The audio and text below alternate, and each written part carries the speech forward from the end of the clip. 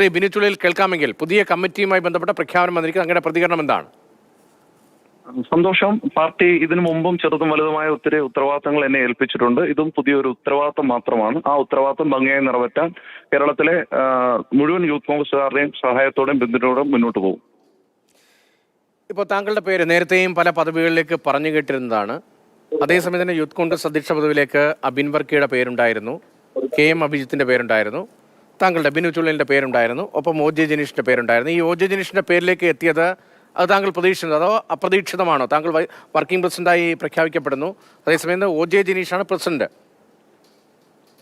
തീർച്ചയായിട്ടും ഈ പറയുന്ന പേരുകളെല്ലാം തന്നെ ഈ സംഘടനയിൽ ഇന്നലകളിൽ വിദ്യാർത്ഥി യുവജന സംഘടനാ രംഗത്ത് നിന്നിട്ടുള്ള ആളുകളാണ്. ആരും മോശക്കാരല്ല. ഇതിന് പേര് ചർച്ച ചെയ്യപ്പെടാത്ത ഒരുപാട് യൂത്ത് കോൺഗ്രസ് നേതാക്കന്മാരും ഇതിന് അർഹതപ്പെട്ട ആളുകളുണ്ട്. അതുകൊണ്ട് ആരും മോശക്കാരല്ല. ഇതൊരു ടീം വർക്കാണ്. കേരളത്തിലെ യൂത്ത് കോൺഗ്രസ് സംസ്ഥാന കമ്മിറ്റി എന്നുള്ളത് ഒരു ടീമാണ്. ജില്ലാ കമ്മിറ്റികളുണ്ട്, 14 ജില്ലകളിൽ 140 നിയോജകമണ്ഡലം കമ്മിറ്റികളുണ്ട്, 1000-ഓളം മണ്ഡലം കമ്മിറ്റികളുണ്ട്.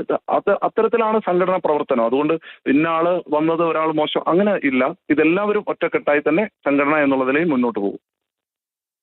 കാലമാണല്ലോ ഇപ്പോൾ.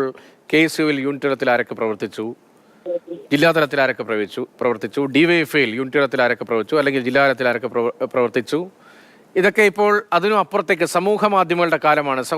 സമൂഹ മാധ്യമങ്ങളിൽ ആഘോഷിക്കപ്പെടുന്ന, ആക്രമിക്കപ്പെടുന്ന ആളുകൾ കൂടുതൽ പൊതുജന ശ്രദ്ധയിലേക്ക് വരുന്ന സമയമാണ് ഇപ്പോൾ. താങ്കളും അല്ലെങ്കിൽ OJ ജനീഷും ഒക്കെ അപ്രസക്തനാണ് എന്നതല്ല അതിൻ്റെ അർത്ഥം എന്നത് എനിക്ക് നല്ല ധാരണയുണ്ട്. പക്ഷേ പ്രതീക്ഷിക്കപ്പെട്ട പേരുകൾക്കപ്പുറത്തേക്കൊരു പ്രഖ്യാപനം ഉണ്ടായിട്ടുണ്ടോ? അങ്ങനെ താങ്കൾ കാണുന്നുണ്ടോ? സംഘടന എന്ന് പറയുന്നത് ഞാൻ മനസ്സിലാക്കുന്ന എൻ്റെ ഒരു പരിമിതമായ കുറച്ചു നാളത്തെ സംഘടനാ ബോധത്തിൽ നിന്ന് ഞാൻ പറയുകയാണ്. അത് ആരെങ്കിലും ആഘോഷിച്ചാലോ ആരെങ്കിലും ചർച്ച ചെയ്യുന്നതോ അല്ല സംഘടന. സംഘടനയ്ക്ക് ഒരു ലീഡർഷിപ്പ് ഉണ്ട്. യൂത്ത് കോൺഗ്രസിന്റെ പുതിയ പ്രസിഡന്റ് ഒരു പ്രത്യേക സാഹചര്യത്തിലാണ് പ്രസിഡന്റ് മാറേണ്ട സാഹചര്യം ഉണ്ടായത്. അന്നേരം യൂത്ത് കോൺഗ്രസിന്റെ പ്രസിഡന്റിനെ തെരഞ്ഞെടുക്കുന്നതിന് ദേശീയ കമ്മിറ്റിക്ക് ഒരു ചിട്ടവട്ടങ്ങളുണ്ട്. ആ ചിട്ടവട്ടങ്ങൾ പൂർത്തീകരിച്ച് തന്നെയാണ് എടുക്കുന്നത്. അല്ലാതെ ആരെങ്കിലും സോഷ്യൽ മീഡിയ പറഞ്ഞതിന്റെ പേരിലോ അല്ലെങ്കിൽ ഒരാൾ മോശം ഒരാൾ അങ്ങനെയൊന്നും ഒരിക്കലും സംഘടനയിൽ ഇന്നലെ സംഭവിച്ചിട്ടില്ല, ഇന്നും സംഭവിച്ചിട്ടില്ല, നാളെ സംഭവിക്കില്ല. പ്രസക്തി അത്രത്തോളം കാണേണ്ടതില്ല എന്നൊരു തിരിച്ചറിവിലേക്ക് നേതൃത്വം വന്നു എന്നൊരു തോന്നലുണ്ടോ?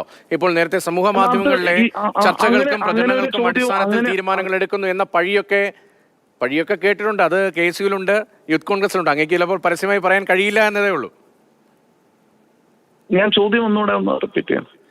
ഈ സമൂഹ മാധ്യമങ്ങളിലെ അജണ്ടയ്ക്കനുസരിച്ച് പല പേരുകളും ഉയർന്നു വരുന്നു. അങ്ങനെ ആളുകൾക്ക് പരിഗണന കൂടുതലായി ലഭിക്കുന്നു. ആ ചർച്ചകൾ നേരത്തെയും KSUവിലുണ്ടായിട്ടുണ്ട്, യൂത്ത് കോൺഗ്രസിലുണ്ടായിട്ടുണ്ട്. ചിലപ്പോൾ അങ്ങേക്കത് പരിപൂർണമായി തുറന്നു പറയാൻ കഴിയില്ല എന്നതേ ഉള്ളൂ. പക്ഷേ എങ്കിലും കുറെ കൂടി ഗൗരവത്തിലാണോ ഈ ചർച്ചകൾ, പുനഃസംഘടനയുമായി ബന്ധപ്പെട്ട ചർച്ചകൾ കുറെ കൂടി ഗൗരവത്തിൽ നടന്നു എന്ന് തന്നെയാണോ അങ്ങയുടെ ഒരു പ്രതികരണം? തീർച്ചയായും ആരെയും ഈ സോഷ്യൽ മീഡിയ അളവ് പോലായി ഇന്നലകളിലും ആരെങ്കിലും ഏതെങ്കിലും ഒരു പൊസിഷനുകളിൽ എത്തിച്ചു എന്ന് ഞാൻ കരുതുന്നില്ല. എൻ്റെ ഒരു പരിമിതമായ ബോധ്യം വെച്ച് ആരെങ്കിലും സോഷ്യൽ മീഡിയയിൽ അതിന്റെ ഭാഗമായി നിൽക്കുന്നവർ മോശക്കാരാണെന്നും ഞാൻ കരുതുന്നില്ല. അതൊന്നും അല്ല സംഘടനയുടെ പൊസിഷനുകളിലെ മാനദണ്ഡം നിശ്ചയിക്കുന്നതെന്ന് ഒരു ഘട്ടത്തിലും കോൺഗ്രസ് എവിടെയെങ്കിലും അല്ലെങ്കിൽ യൂത്ത് കോൺഗ്രസ് എവിടെയെങ്കിലും പറഞ്ഞിട്ടുണ്ടോ എന്നും ഞാൻ കരുതുന്നില്ല. ഇതൊന്നും അല്ല മാനദണ്ഡം. ചില ആളുകൾ വളരെ ബോധപൂർവം പ്രചരിപ്പിക്കുന്നു അല്ലെങ്കിൽ എന്നുള്ളതിനപ്പുറത്തേക്ക് ഇതിനൊന്നും ഒരു പ്രസക്തിയും ഇല്ല എന്ന് തന്നെയാണ് എന്റെ ഒരു ബോധ്യം. ഏതായാലും അഭിനന്ദനങ്ങൾ. വളരെ പ്രധാനപ്പെട്ട ഒരു പദവിയാണ്. സമര പാരമ്പര്യമുള്ള ഒരു വലിയ സംഘടനയാണ്. ദീർഘകാലത്തെ നേതാക്കളെ വളർത്തിക്കൊണ്ടുവന്ന സംഘടനയാണ്. ആ പാരമ്പര്യത്തിന് തുടർച്ചയായിട്ട് വളരെ പ്രധാനപ്പെട്ട പോസ്റ്റാണ്. സാധാരണ നിലയിൽ ഉണ്ടാകാത്തൊരു പോസ്റ്റ് കൂടിയാണ് വർക്കിംഗ് പ്രസിഡന്റ് എന്നത്. ആ പദവിയിലേക്കാണ് ഇപ്പോൾ KPC വർക്കിംഗ് പ്രസിഡന്റുമാരുണ്ട്, യൂത്ത് കോൺഗ്രസിന് വർക്കിംഗ് പ്രസിഡന്റ് വരുന്നു. അതും ഏക വർക്കിംഗ് പ്രസിഡന്റ് ആണ് അല്ലേ?